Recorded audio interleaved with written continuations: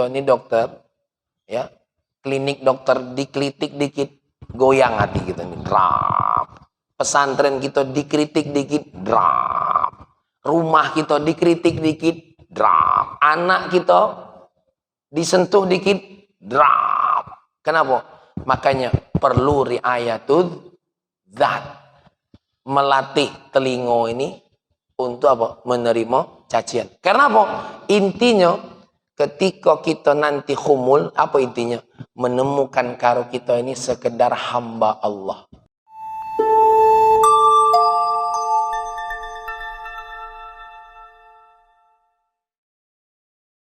Assalamualaikum warahmatullahi wabarakatuh.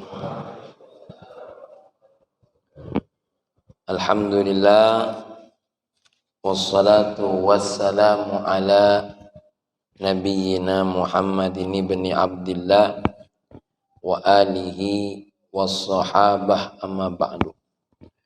Qala Allah ta'ala fil Qur'anil Karim, a'udzu billahi minasyaitonir rajim, bismillahirrahmanirrahim.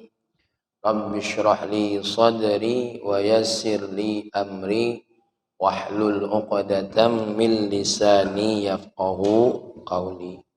Sadaqallahul azim.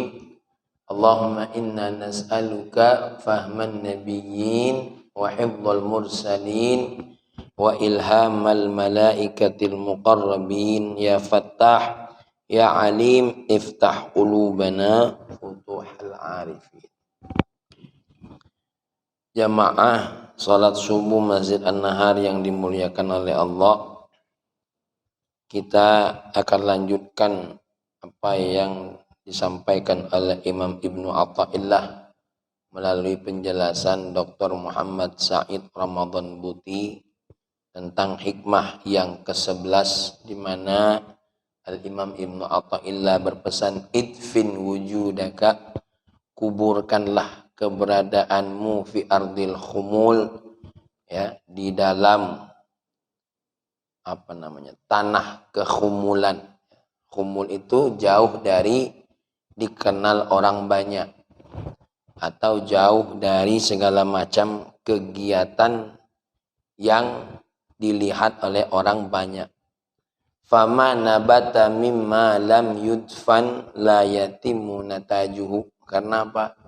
Sesuatu hal yang tumbuh dari sesuatu yang tidak dikuburkan atau ditanamkan, la yatimu natajuhu, tidak akan sempurna hasilnya atau produksinya atau buahnya dan segala macam.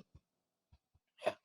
Maka dari sini setelah kita bahas makna secara bahasa kemarin, ya, bahwasanya al-khumul itu adalah al-ibti'ad minasyuhrah, jauh dari kata dikenal orang banyak. Sebenarnya apa tujuan nasihat ini? Manusia ini tidak lepas dari keinginan, baik keinginan dunia maupun keinginan akhirat. Dan keinginan itu kalau sudah dicapai, tidak lepas dari keinginan untuk apa? Meningkatnya keinginan tersebut menjadi menuju derajat yang lebih tinggi. Ya.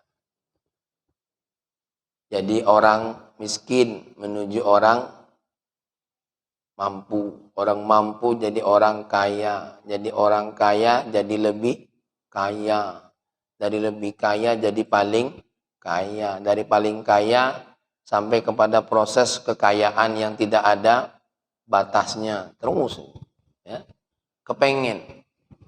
Nah, tapi manusia ini juga ada keinginan duniawi, keinginan secara akhirat. Nah, ini juga dipertanyakan, ada tidak keinginan kita itu? Dari tidak bisa sholat jadi bisa sholat. Dari sudah bisa sholat ini kira-kira istiqomah sholat enggak? Dari istiqomah sholat naik lagi jadi khusyuk sholat, jadi khusyuk sholat, jadi orang yang cinta dengan sholat, jadi orang yang cinta dengan sholat, jadi orang yang terhubung dengan Allah melalui sholat, terus naik. Nah, Untuk dua keinginan ini sampai derajat yang paling tinggi pun itu perlu proses. Kita ini perlu yang namanya apa?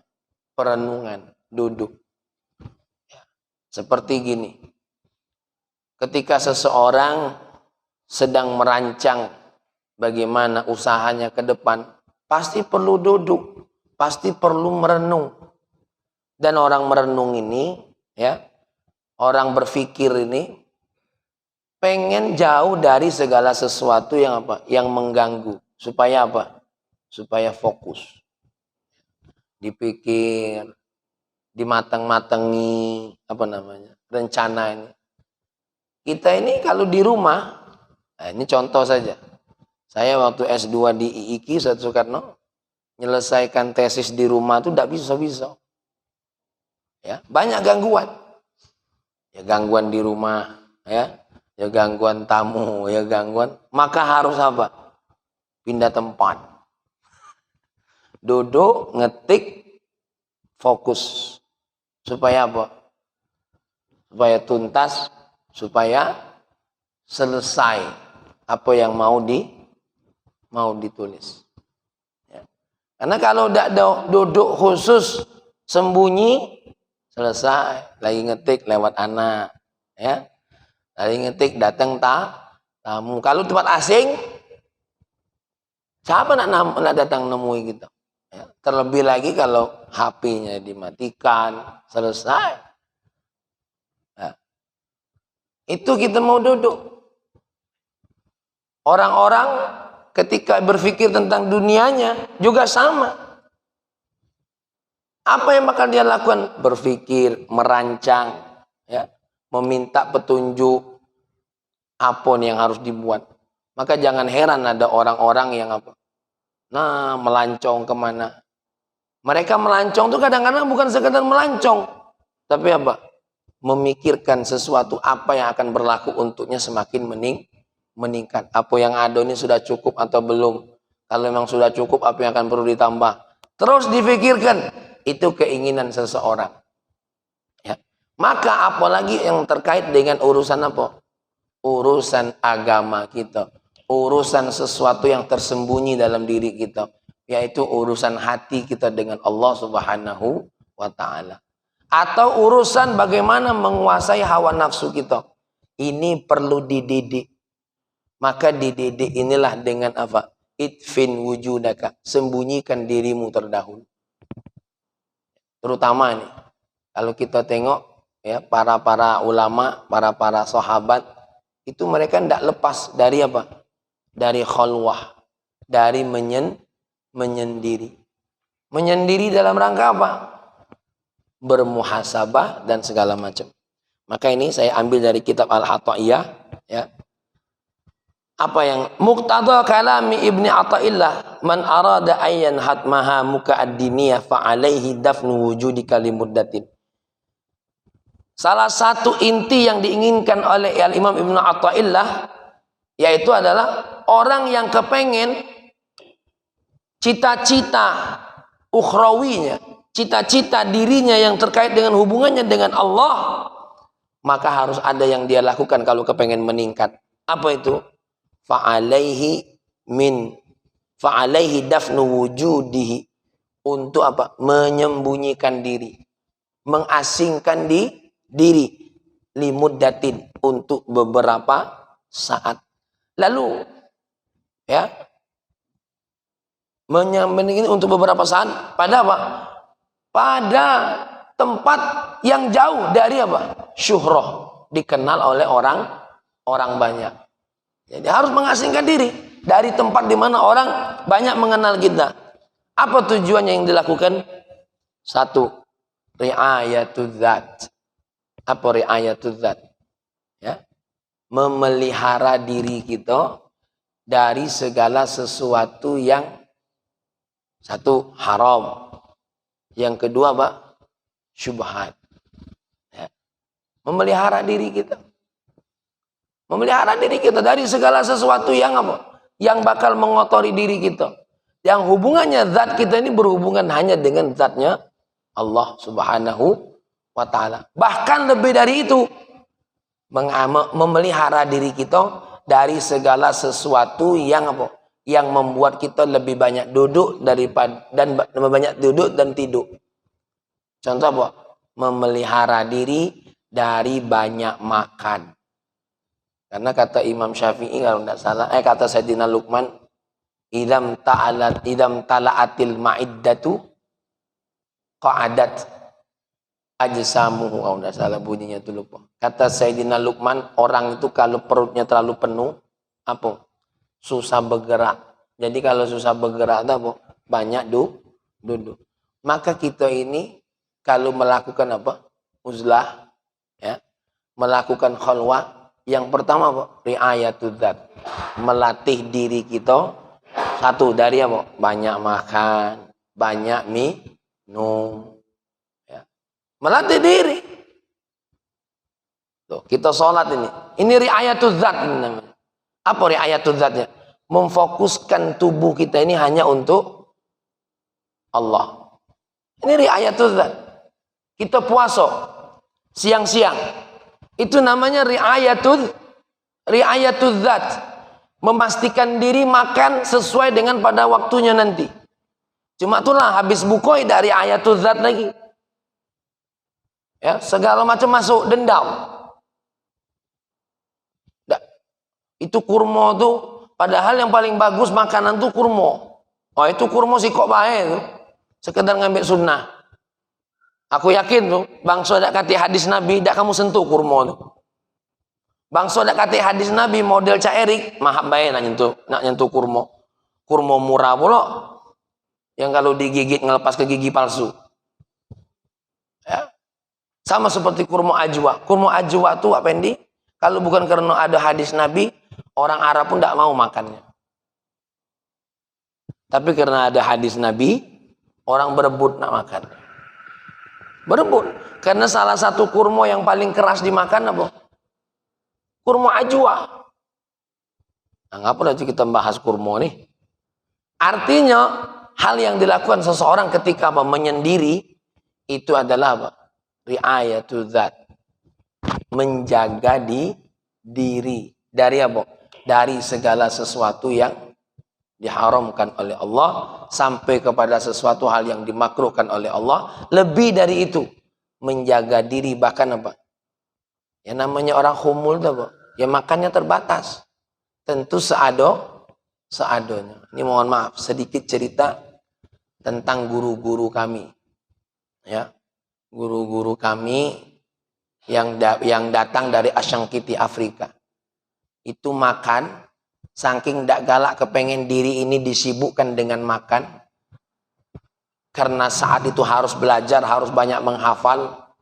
Pokoknya dokter makan itu ndak lebih dari 4 atau 5 biji kurma. Kenapa? Ri'ayatul dzat. Ini kalau kita ditengok, kita ini ya ndak kata ini yang ri'ayatul dzat.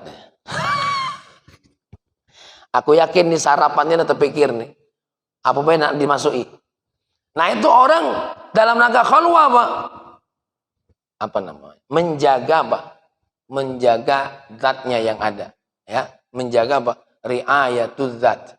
Karena rata-rata ulama memulai khalwah, memulai mengangkat dirinya untuk dekat dengan Allah apa? Mengikis isi otak, isi hati ini dari apa? Dari banyak makan. Makanya Fahmi dari awal ngomong apa? Aku berat nak baca kitab hikam ini. Karena pas ngomong masalah ini, tidak kena di aku. Makan banyak, nak tidur baik. Tuh, contoh mungkin, sedikit contoh Ustaz Soekarno di pondok. Di pondok itu, ri'ayatul dzatnya secara terpaksa. Ngapa? Makan terbatas. Ya, malam-malam lapar tuh bingung, nak makan apa? Itu contoh ri'ayatul dzat yang terpaksa. Tapi orang yang ingin memproses dirinya, dia memaksakan diri, bukan karena terpaksa. Memang memprogram diri.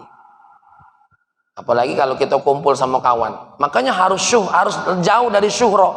Apa jauh dari syuhra tuh? Jauh harus dari kumpulan orang banyak. Kenapa? Susah.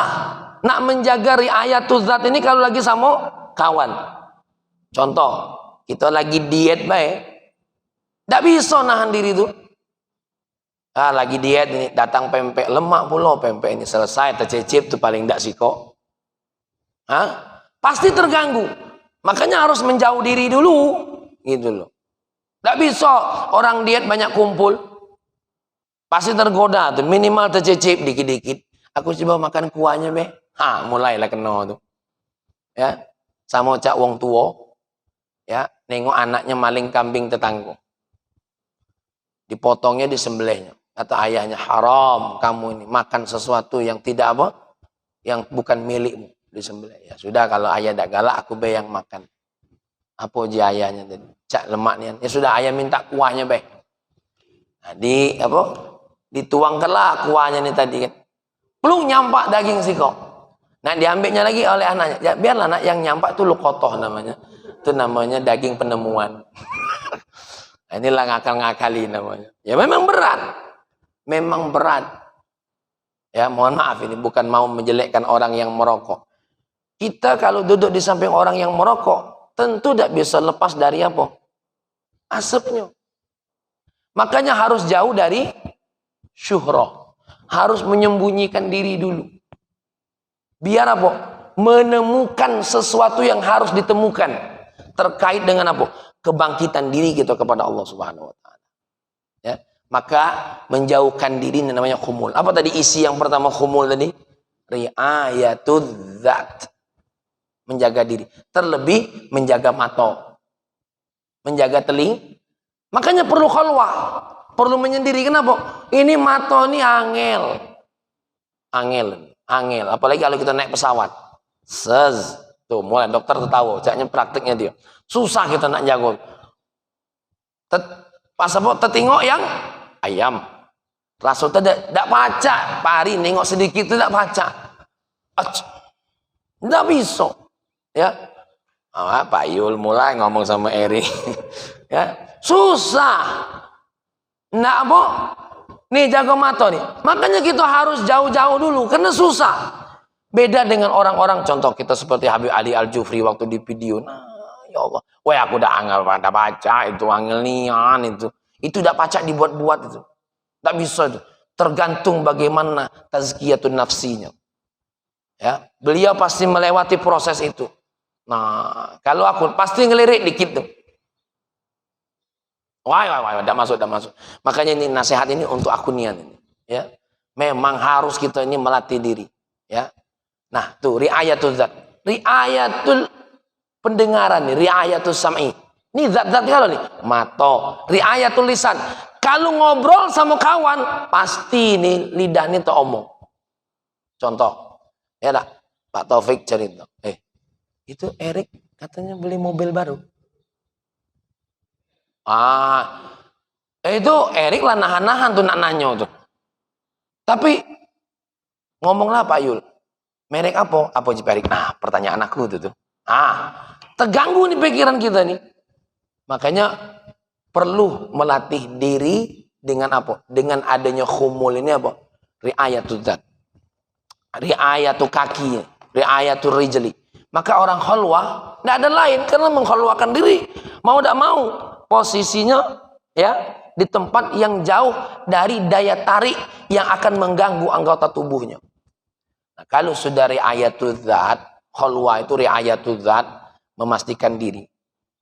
Saya pernah dengar kalau tidak salah ini perlu ditahqiq ya. Habib Umar bin Muhammad bin Salim bin Hafidh menyelesaikan hafalan Qur'annya selama 3 bulan mengkhalwahkan diri. Ya.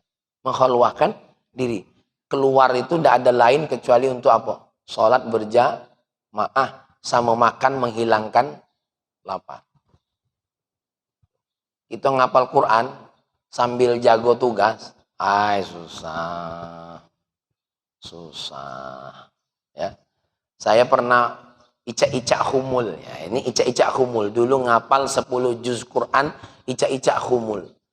3 juz selesai dalam waktu seminggu. Karena nyesokan sedikit. Itu memang harus lari dari kawan-kawan. Sampai minta tolong kepada teman yang sekarang sudah jadi kiai di Jawa, namanya Kiai Haji Habibul Huda. Minta tolong, kenapa? Kita tidur, santannya tidur nih, tidur. Ngapal dari maghrib sampai jam 11. Jam 11 tidur. Nanti minta dibangun di jam 1. Jam 1 kita pergi ke Masjid Muhdor di belakang kos-kosan saya. Jam 1 sampai jam 4 ngapal. Murojaah dan ngapal. Nanti sudah tuh sholat subuh, habis sholat subuh terus tidak tidur lagi, ya, bahkan tidak terpikir sarapan.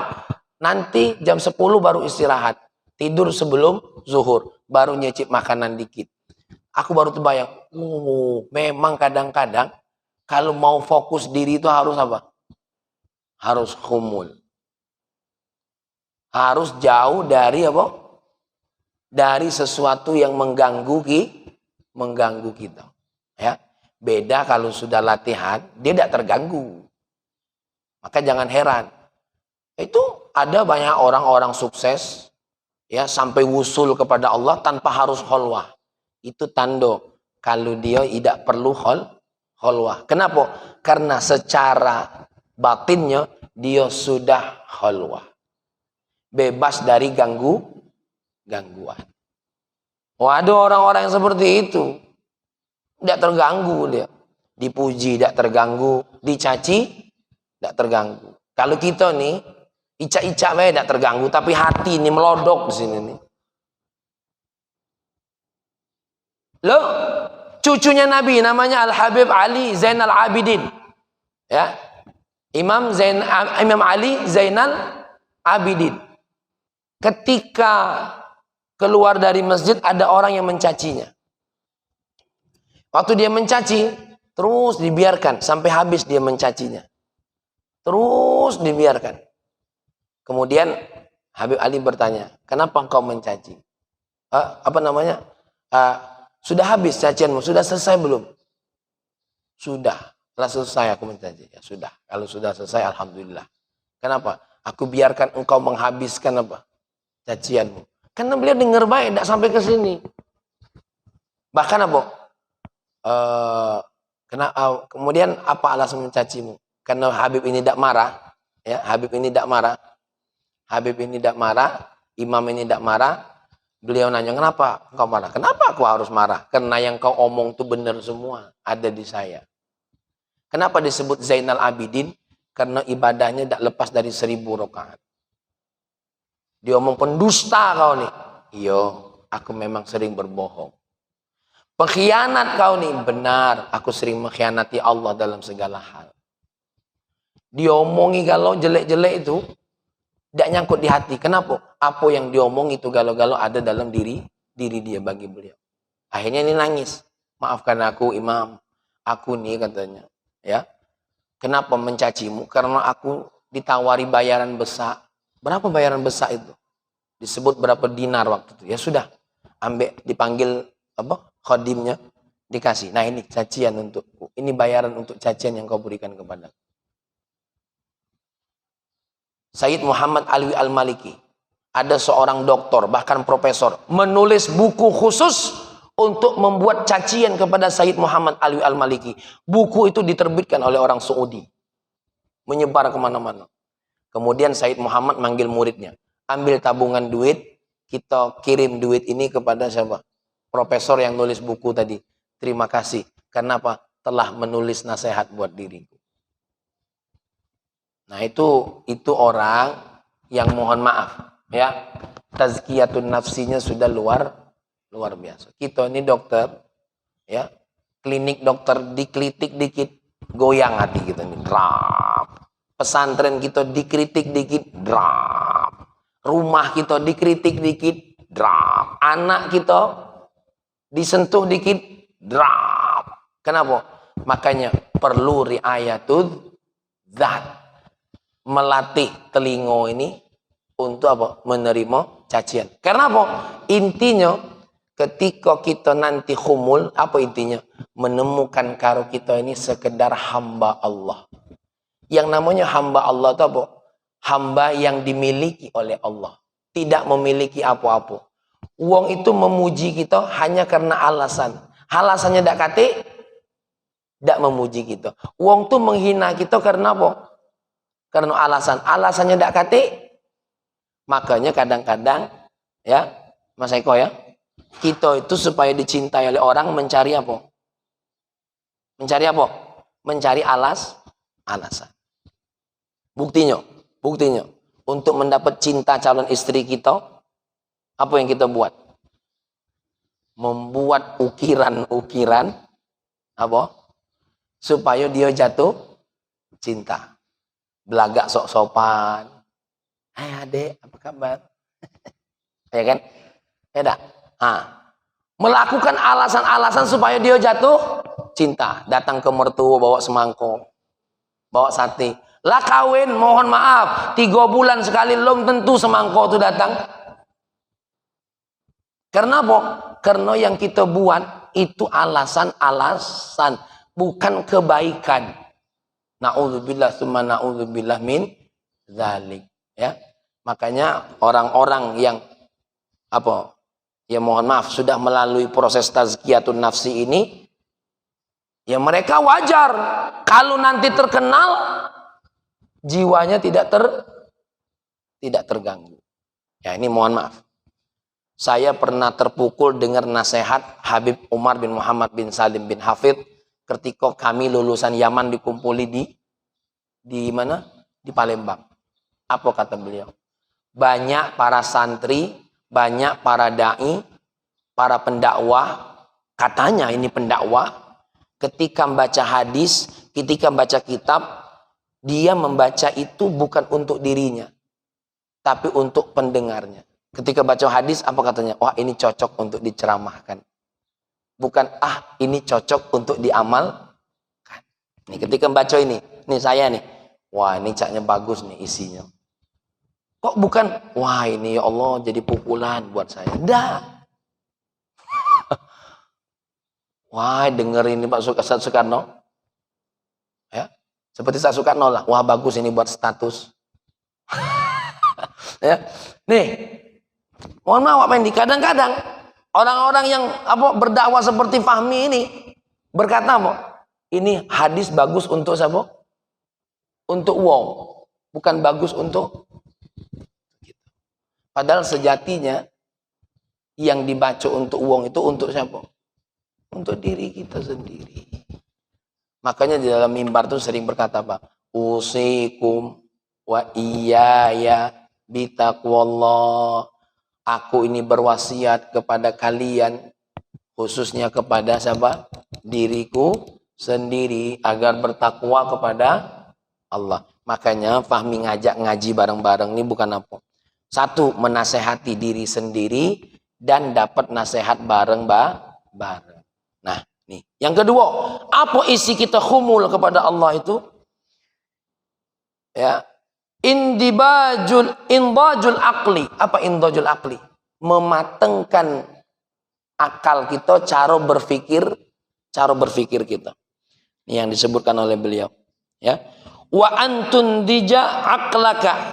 Engkau mematengkan cara berpikirmu. Kenapa? Pikiran kita ini sering liar. Maka nak difokuskan di cara berpikirnya supaya jalan pada relnya. Sekedar contoh. Ketika seseorang berkata, kenapa kita harus marah dengan LGBT? Itu kan ketentuan Allah. Kalau Allah tidak izinkan, tidak mungkin ada. Pemikiran. Ada kan pemikiran itu. Kenapa Allah haramkan babi? Ya. Kalau Allah haramkan, kenapa Allah ciptakan? Kenapa perempuan kok tidak boleh mengeksplor kecantikan dirinya? Oh, ini hati-hati nih. Ini bahasa padek penyebutannya, tapi hati-hati menjerumuskan cara kita berpikir. Ya? Saya nonton video seseorang yang menyampaikan apa? Kenapa kita harus nak Islam nian? Kenapa? Kenapa kita nak harus Islam nian? Sedangkan mereka itu kan tidak bisa ketemu Islam bukan apa-apa. Mereka lahir dari keluarga yang memang bukan Islam. Kenapa? Apa itu? Ayat Allah.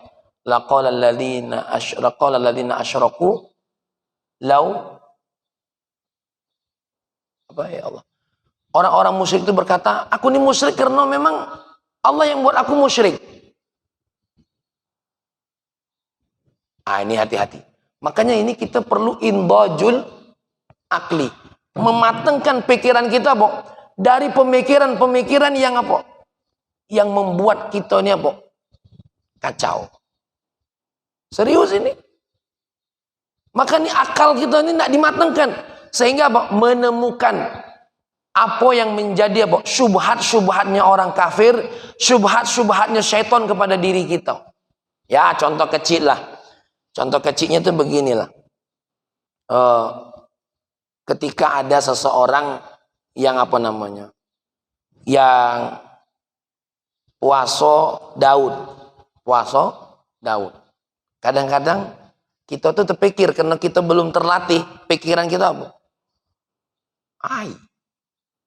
Tidak kuat aku model mak dia tuh. Ya. Tapi kalau ngomong tidak kuat aku model mak dia itu masih mending, itu namanya pengakuan diri. Nah, pemikiran yang kedua nih yang bahaya. Apa nak cak itu nian ya harus dekat dengan Allah.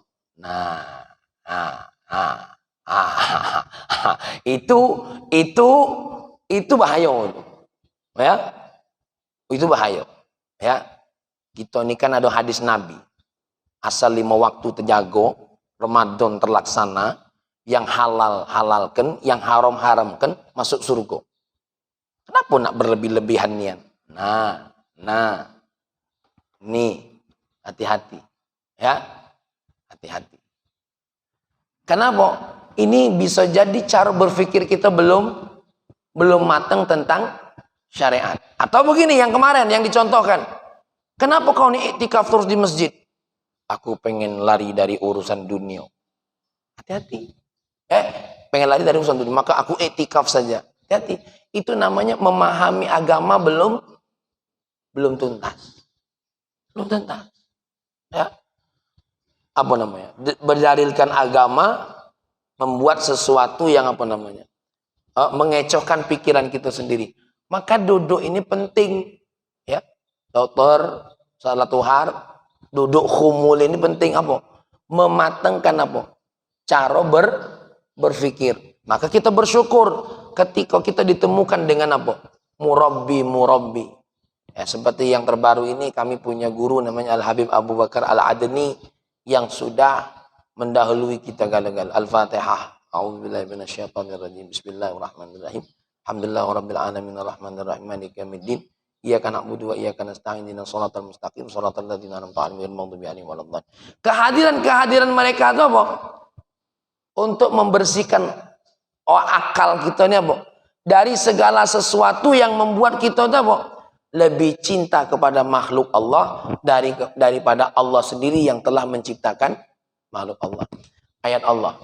Qul in kana aba'ukum wa abna'ukum wa ikhwanukum wa azwajukum wa ashiratukum wa amwalun iqtaraftumuha wa tijaratun takhshawna kasadaha wa masakinu tardawnaha ahabba ilaikum minallahi wa rasulihi wa jihadin fi sabilihi fatarabbasu hatta ya'tiyallahu bi amri. Qul, katakan Muhammad, in kana aba'ukum, kalau ayahmu, wa abna'ukum, anak-anakmu, wa ikhwanukum, saudara-saudaramu, wa azwajukum, istri-istrimu, wa ashiratukum, dulur-dulurmu, wa amwalun iqtaraftumuha, harta-harta yang kau cari, wa tijaratun tasyawna kasadaha, perdagangan yang engkau rugi, yang engkau takut kalau itu bangkrut, ya. Wa masakinu tardawnaha, rumah yang kau cintai, lebih engkau cintai daripada Allah dan Rasulnya, wa jihadin fi sabili, berjihad di jalan Allah, fatarabbasu, perhatikanlah, tunggu saja, nanti akan ada perkara Allah untuk dirimu. Nah, kita tuh indojul akli berpikir apa? Yang menurut kita uang penting, jabatan penting, ya, sehingga mengalahkan Allah. Ini perlu dimatengkan cara berpikir seperti ini. Ya, maka ketika khumul, orang itu belajar apa? Belajar untuk apa namanya? Untuk menjauhkan diri, menjauhkan dari akalnya sesuatu yang seolah-olah di otak ini isinya apa? Selain Allah saja. Selain Allah saja. Karena aku pernah cerita di sini, Syekh Bajal Lahban. Syekh Bajal Lahban itu apa? Dia itu punya ujian, punya istri yang ya Allah cerewet, nak marah terus. Ya, Syekh siapa namanya tadi? Syekh Bajal Lahban. Sehingga dalam rangka apa? Menenangkan diri dari istrinya ini, dia uzlah. Untuk berpikir apa yang harus saya lakukan. Ketika uzlah itu masuklah satu goa yang isinya ada 2 orang yang uzlah juga. Ketika uzlah, mereka ini lapar. Pas lapar, 2 orang ini ngomong apa? Ayo, siapa yang mau berdoa kepada Allah supaya kita dapat makanan? Ya, saya baca Laban berdoa. Dia doa dulu. Datang makanan. Makanan datang tapi biasa saja. Orang 2 ini berdoa bareng-bareng. Datang makanan secara tadrij ya, tadrij. Ini secara tadrij. Datang makanan secara tadrij. Secara datang seperti makanan datang kepada Sayyidah Maryam. Tanpa dicari, tanpa apa namanya? Tanpa dicari, datang sendiri. Ini dengan karomah. Seperti makanan yang diberikan oleh Allah kepada siapa? Kaumnya Nabi Musa. Ketika mereka minta makanan, datang. Cuma suruh ngambil pucuk pohon. Karena diantarnya di pucuk pohon situ. Datang ini makanan. Pas 2 orang ini berdoa, makanannya bagus-bagus, lebih bagus daripada makanan yang hasil doa Syekh Bajal Lahban. Saya tadi kaget. Alangkah hebat ibadah kamu. Kok makanannya lebih hebat? Lalu kau berdoa tadi seperti apa? Kami berdoa bertawasul dengan Syekh Bajal Lahban. Waduh. Kok dia nyebut nama aku? Kenapa engkau bertawasul dengan Syekh Bajal Lahban? Contoh laki-laki yang paling sabar dengan istrinya. Kenapa? Dia diangkat oleh Allah. Karena apa? Karena kesabarannya menghadapi istrinya yang lebih hebat daripada istri-istri wong lain. Balik dia, ngapa? Dia dapat salah satu apa? Hasil uzlahnya apa? Dapat satu nasihat bahwasanya apa? Ternyata istriku ini menjadi sebab untuk usul kepada Allah. Mulai saat itu tidak terganggu dia, istri nak cerewet mana pun tidak terganggu. Bahkan siap jadi kudo-kudoan istrinya. Jadi kalau yang masih terganggu dengan cerewet bininya, itu perlu uzlah.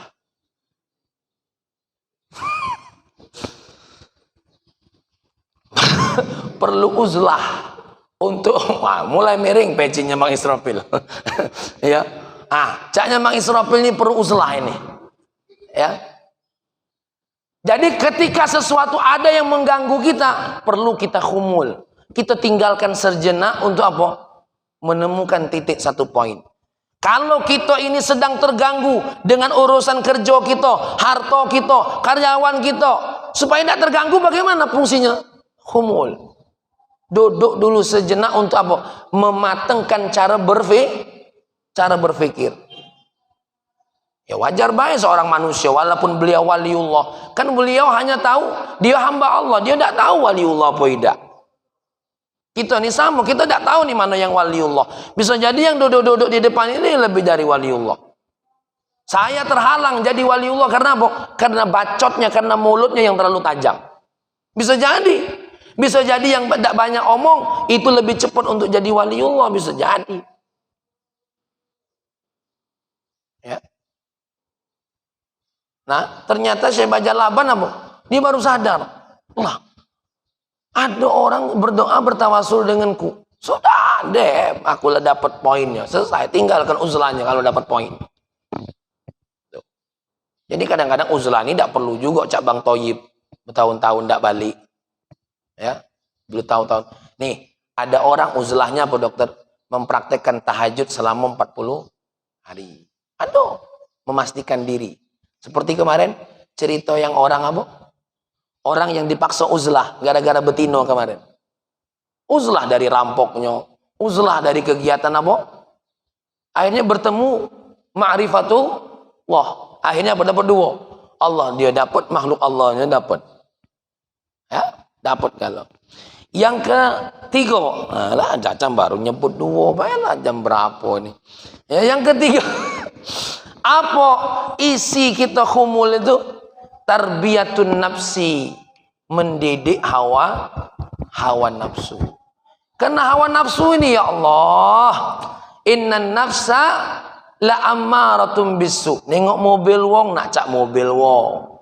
Nengok rumah wong nak cak rumah wong. Nengok bini Mak Pendi itu tahu. Ya, nengok bini wong nak cak bini wong pula. Ini contoh baik, ini contoh baik. Wah, hawa nafsu ini perlu benian. Ini namanya apa? Tarbiyatun nafsi ini, subhanallah. Karena kadang-kadang gara-gara hawa nafsu kita jauh dari syukur. Jauh nih dari syukur. Punya mobil bagus-bagus lewat mobil wong. Ah ya Allah, mobil itu bagus nih ya. Lah mobil kau nih lah bagus. Uji wong naik motor. Kau nih kurang baik. Ini mobil kau nih lah bagus. Lewatlah depan rumah wong yang rumah-rumahnya besar tuh. Ya Allah, alangkah padek rumahnya kalau be punya. Lah rumah kau tuh lah jadilah. Mestinya kalau pemikirnya lah matang.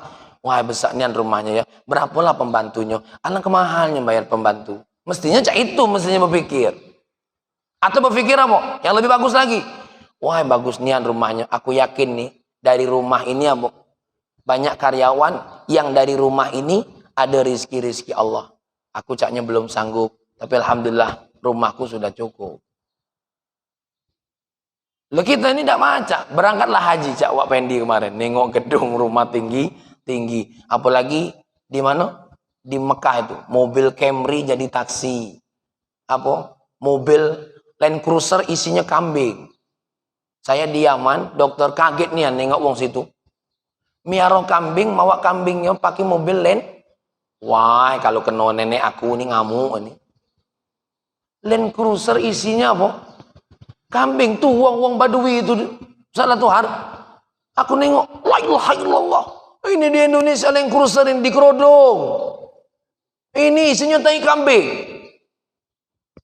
La ilaha illallah Muhammadur Rasulullah. Mungkin dia sudah humul ini. Ya? Dia tidak penting lagi ini. Kepentingan dia adalah mobil ini kendaraan untuk manusia dan kambing. Sama dia. Mungkin itu namanya tarbiyatun nafsi. Duduk humul perlu mendidik hawa nafsu kita. Ketika kita sendirian. Nah, kapanlah sendirian ini tidak katik siapapun nih cak mano nih kita ini. Hah? Tuh. Makanya kadang-kadang dokter sampai humul itu apa? Latihan tidak pakai sendal. Sebenarnya berlebih-lebihan. Bukan berlebih-lebihan. Maksudnya apa? Menurut otak kita yang belum matang apa? Ngapo nak cak itu nyentuh ngapo? Kadang-kadang dia sengaja. Nak bersyukur punya sendal. Gitu. Nih contoh. Hawa nafsu kita kadang-kadang terganggu. Caknya kurang padek nih penampilan kalau sendalnya sendal jepit. Ya. Walaupun ya memang kita tidak jadi masalah, wak pakai sendal kulit tidak masalah. Tapi yang jadi masalah tuh pakai sendal kulit itu di mana? Alangkah hebat sendal aku. Itu yang jadi masalah. Aku ini tidak akan hebat kalau tidak pakai sendal. Itu yang jadi masalah gitu nah. Hebat-hebat baik gitu loh. Bukan karena sendal kita. Yang ngangkat derajat kita tuh bukan sendal. Makanya diceritakan oleh Gus Bah dalam hadis Bukhari. Ada seorang sahabat ya menunjukkan kepada orang-orang di sekitarnya dia lepas imamah kemudian apa sarungnya dipasang di kepala. Ya, apa ini? Awak biasanya pakai imamah kok pakai kerudungan sarung be? Ya. Dalam rangka apa? Tarbiyatun nafsi. Bukan dirinya be yang dilatih, orang-orang di sekitarnya. Ternyata orang selama ini menghormatiku karena imamahku. Coba sekarang kalau aku tidak pakai imamah. Coba aku tidak pakai jubah, aku pakai sarungan baik. Cak mana kira-kira? Orang ini masih menghormati aku atau tidak? Sama yang kemarin aku ceritakan, ada seorang murid disuruh gurunya jualan minuman beli minuman keras. Nak dites nih, nafsu muridnya nih mak mano? Malu? Malunya karena Allah atau malunya karena manusia? Tuh. Oh ini gunanya humul tadi. Ditengok cak mano hawa nafsu ini. Karena mohon maaf, kita kondangan itu kadang-kadang lomba bagusan jas. Nah yang tertawa caknya Ionia. Lomba bagusan baju safari. Bukan berarti pakai baju safari tidak bagus. Bukan. Tapi intinya yang ada di sini nah. Yang ada di sini itu jangan kita berpikir apa. Bagusnya aku ini di baju bukan. Aku pakai baju ini untuk nutup aurat gitu nah. Masalah bagus atau tidak hanya di pandanganmu ya Allah. Hanya di pandanganmu ya Allah. Makanya niat pakai ini ada niatnya. Niat pakai ini ada niatnya. Galau-galau itu tergantung dengan niat. Tarbiyatun nafsi. Yang pakai mobil, segala macam. Ada niatnya masing-masing. Gitu. Maka jangan heran wali-waliullah di Yaman mobilnya bagus-bagus. Tapi jangan kita tuduh, wah wali-wali sini cinta dunia galau. Tidak, belum tentu. Karena yang ada tuh kadang-kadang kita naik sepeda, kita yang cinta dunia. Ngapo? Setiap jalan ngatoi uang terus. Sepeda aku nih. Ya. Justru, ini bukan nyinggung Pak Yul, bukan. Maksudnya itu apa? Ada orang yang ngatoi uang naik mobil mewah. Ya. Cinta dunia. Hanya gara-gara nengok mobilnya. Cinta dunia atau tidak, bukan karena mobilnya yang dipakai. Tapi karena hatinya. Maka ini namanya tarbiyatun nafsi. Dan yang terakhir yang keempat, ini masih lanjut caknya pertemuan berikutnya nih ya. Tidak apa-apa ya. Yang keempat nih poin daripada kita khumul atau uzlah atau khalwah, apa poinnya ya? Mana nih bunyi kitabnya nih. Tasfiyatus sarirah minasyawaib. Apa tasfiyatus sarirah? Sarirah itu apa? Isi hati kita. Membersihkan isi hati kita dari gangguan-gangguan hati. Apa gangguan hati? Ujub, bangga diri, sombong, ria. Yang seperti aku bilang kemarin. Coba kita sholat di rumah. Sesekali sholat di rumah. Kira-kira qobliyah ba'diyah terlaksana enggak kira-kira? Hah? Kira-kira habis sholat terlaksana enggak baca wirid habis sholat? Kadang-kadang kan kalau sholatnya dewean, Assalamualaikum warahmatullahi wabarakatuh. Mak, kopi. Dak tuh baca wirid tuh.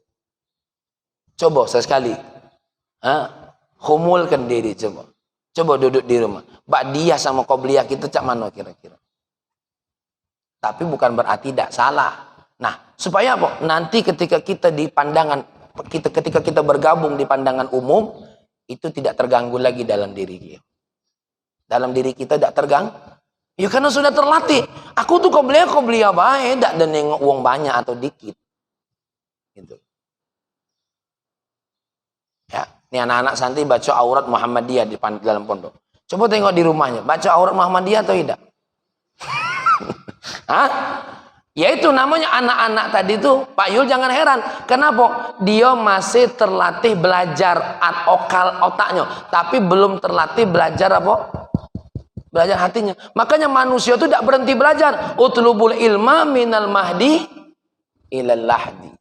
Tidak berhenti. Kenapa? Ada umur-umurnya otak kita tuh sampai sini bawa ilmu kita. Tapi sekarang belajar sampai ke sini. Kenapa? Kalau sudah sampai ke sini, fama apa?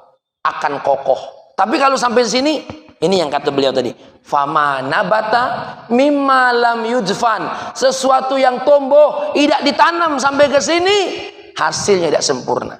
Kenapa? Kena angin dikit, goyang roboh. Pindah tempat dikit, roboh. Dari pesantren sampai ke rumah beda. Jam 4 di pondok lah dibangun. Sampai di rumah jam 4 sore bangun. Ya, kenapa? Karena masih di sini. Nah, itulah tarbiyah itu tidak ada batas waktunya. Yang ada batas waktunya itu apa? Ta'lim. Ada batas waktunya. Karena orang belajar itu seperti kita nih. Kita ngaji dari sini, inilah lewat. Ya. Tapi kalau tarbiyah, keluar dari sini tarbiyah terus. Cak mano ilmu yang disampaikan ini terlaksana. Ada kulihalin, ini dululah yang dapat disampaikan. Nampaknya masih lanjut pada pertemuan yang berikut. Intinya apa? Seseorang itu urusan dia dengan Allah ketika ada ganjelan atau ingin mencapai apa? Tingkatan lebih tinggi, harus punya waktu sesekali untuk khumul. Apa yang dimaksud dengan khumul? Jauh dari apa? Aktivitas yang dilihat oleh orang banyak dalam rangka apa tadi? Poinnya tadi, riayatul zat, kemudian indajul akli, kemudian yang ketiga apa? Tarbiyatun nafsi, kemudian yang keempat apa isinya?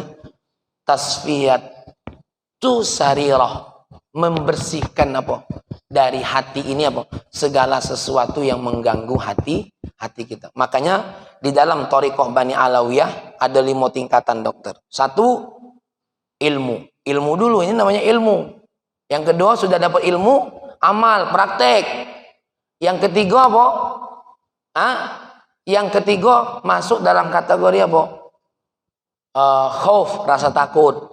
Yang keempat masuk dalam kategori apa? Wara'. Yang kelima masuk dalam kategori ikhlas. Nah, kita nak masuk poin yang kemarin, ikhlas, perlu proses ini. Ya, perlu proses ini. Dan di ujung beliau berkata, khumul itu tidak juga harus menyendiri di satu tempat. 1, punya guru yang bisa membimbing kita, itu sudah termasuk apa? Khumul. Atau kita bersama al-aqran. Siapa al-aqran itu? Ulama-ulama yang dekat sama Allah. Maka carilah ulama-ulama yang dekat sama Allah. Fahmi di sini hanya penterjemah saja. Maka hubungkan hati kita dengan Imam Ibnu Atha'illah. Hati kita hubungkan dengan guru-guru yang hebat. Syekh Ahmad Zaruk. Hati kita hubungkan dengan siapa? Dr. Muhammad Said Ramadan Buti. Orang-orang mereka seperti ini. Kenapa? Mereka itu sudah tidak terganggu lagi dengan cacian dan pujian.